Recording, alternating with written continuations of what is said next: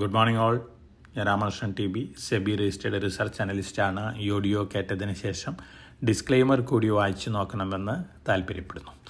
ഇന്നലെ അമേരിക്കൻ മാർക്കറ്റുകൾ almost flat closing ആണ്. നാസ്ഡാക്ക് പുതിയ റെക്കോർഡ് ഹൈറ്റ് ചെയ്തിരുന്നു. അതിനുശേഷം മൈനർ പ്രോഫിറ്റ് ബുക്കിങ്ങിൽ സ്ലൈറ്റ്ലി താഴെയാണ്, റെക്കോർഡ് ഹൈന് താഴെയാണ് ക്ലോസ് ചെയ്തിരിക്കുന്നത്.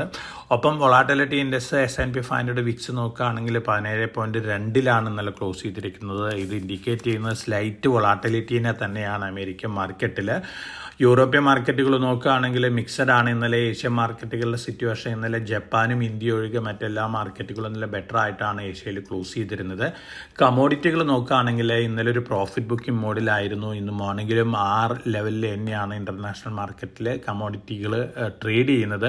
$3,353 പെർ ഔൺസ് ആണ് സ്പോട്ട് ഗോൾഡ് ഇന്ന് മോർണിംഗിൽ ട്രേഡ് ചെയ്യുന്നത്. ഇന്നലത്തെ റേറ്റ് ആയിട്ട് കമ്പയർ ചെയ്യുമ്പോൾ അറൗണ്ട് $3 പെർ ഔൺസ് താഴെയാണ്.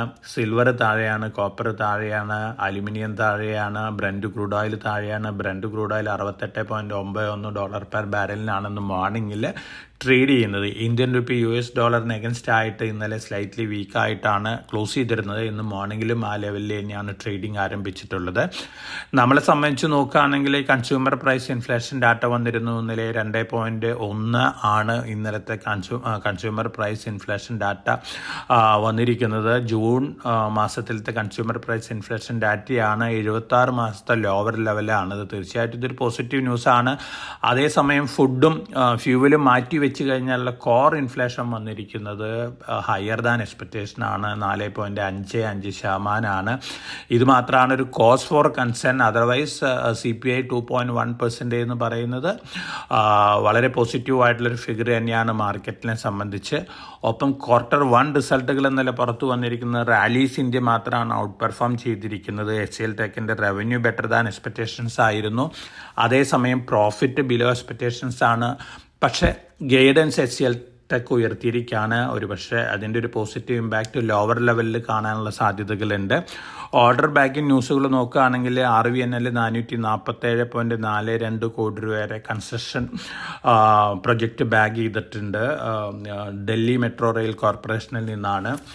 അസ്ട്രാസെനക്ക അവരൊരു ക്യാൻസർ ഡ്രഗ് ഇമ്പോർട്ട് ചെയ്യാനുള്ള അപ്രൂവൽ കിട്ടിയിട്ടുണ്ട്. Muscle invasive bladder cancer related ഡ്രഗാണ് അസ്ട്രാസെനക്ക. ക്യാൻസർ ട്രീറ്റ്മെൻറ്റ് രംഗത്ത് വളരെ ഫേമസ് ആയിട്ടുള്ളൊരു കമ്പനിയും കൂടി തന്നെയാണ്. അതോടൊപ്പം തന്നെ ധാരാളം AI റിലേറ്റഡ് ന്യൂസ് ഫ്ലോസും ഈ കമ്പനിയെ സംബന്ധിച്ച് പോസിറ്റീവ് ഇമ്പാക്റ്റ് ആണ് കഴിഞ്ഞ ദിവസങ്ങളിലൊക്കെ ഉണ്ടാക്കിയിട്ടുള്ളത്. Vibhor steel capacity almost double ചെയ്തിരിക്കുകയാണ്, കമ്മീഷൻ ചെയ്തിരിക്കുകയാണ്. പോസിറ്റീവ് ന്യൂസാണ്. ലോങ് റണ്ണിൽ റെയിൽ ടെന്നിൽ 264.06 കോടി രൂപയ്ക്കുള്ള ഓർഡർ ബാഗ് ചെയ്തിട്ടുണ്ട് ഈസ്റ്റേൺ റെയിൽവേയിൽ നിന്നാണ്. പവർ മെക്ക് 550 കോടി രൂപയുടെ ഓർഡർ ബാഗ് ചെയ്തിട്ടുണ്ട്.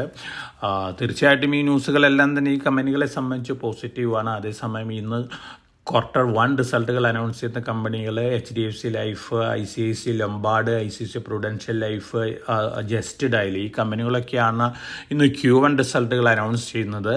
തേജസിൻ്റെ Q1 റിസൾട്ട് ബിലോ എക്സ്പെക്റ്റേഷൻസ് ആയിരുന്നു. അവരുടെ പ്രോജക്റ്റുകളിലേക്കുള്ള എക്യുപ്മെൻറ്റുകൾ വാങ്ങാനുള്ള ഡിലേ ആണ് കഴിഞ്ഞ ക്വാർട്ടറിൽ നെഗറ്റീവായിട്ട് ഇമ്പാക്റ്റ് ചെയ്തിരിക്കുന്ന റിപ്പോർട്ടാണ് വരുന്നത്. അടുത്ത ക്വാർട്ടേഴ്സ് ബെറ്റർ ആയിരിക്കും എന്നുള്ള എക്സ്പെക്റ്റേഷനാണ്. ഒപ്പം മറ്റു ന്യൂസ് ഫ്ലോസ് ഒക്കെ നോക്കുകയാണെങ്കിൽ ചൈനയിൽ Q2 GDP അനൗൺസ് ചെയ്തിരുന്നു. ബെറ്റർ ദാൻ എക്സ്പെക്റ്റേഷൻസ് ആണ്. പക്ഷേ ചൈനീസ് മാർക്കറ്റിൽ കാര്യമായിട്ടുള്ള ഇമ്പാക്റ്റ് ഒന്നും വന്നിട്ടില്ല. ഇതിന് പ്രധാനപ്പെട്ട കാരണം ചൈനയിൽ ഹൗസിംഗ് പ്രൈസസ് താഴെ പോയിക്കൊണ്ടിരിക്കുകയാണ് വീണ്ടും. അതുകൊണ്ട് തന്നെ ചൈനീസ് ഗവൺമെൻറ് ഒരുപക്ഷെ സ്റ്റിമുലസ് മെഷേഴ്സ് അനൗൺസ് ചെയ്യുമെന്ന് പറയുന്നുണ്ട്. ഒപ്പം താരിഫ് റിലേറ്റഡ് പുതിയ അനൗൺസ്മെൻറ്റുകളൊന്നും വന്നിട്ടില്ല. റഷ്യയുടെ മേൽ 100% ടാക്സ് ആൻറ്റി ഡംപിങ് താരിഫ് ഏർപ്പെടുത്തുന്നതാണ് ട്രംപ് പറയുന്നത്. 50 ദിവസത്തിനുള്ളിൽ ഉക്രൈൻ റഷ്യ വാറ് നിർത്തിയില്ലെങ്കിൽ ഇത് അദ്ദേഹം ഓരോ അനൗൺസ്മെൻറ്റുകൾ നടത്തിക്കൊണ്ടിരിക്കും. പക്ഷേ മാർക്കറ്റൊന്നും തന്നെ ഇത് കാര്യമായിട്ടുള്ള ഒരു ഇമ്പോർട്ടൻ്റ് ഇവൻ്റായിട്ട് എടുത്തിട്ടില്ല. അതുകൊണ്ട് തന്നെ താരിഫ് അനൗൺസ്മെൻറ്റുകൾ കാര്യമായിട്ട് ഇതിലുള്ള നെഗറ്റീവ് ഇമ്പാക്റ്റ് മാർക്കറ്റിൽ ഉണ്ടാക്കാനുള്ള സാധ്യതകൾ കുറവാണ്.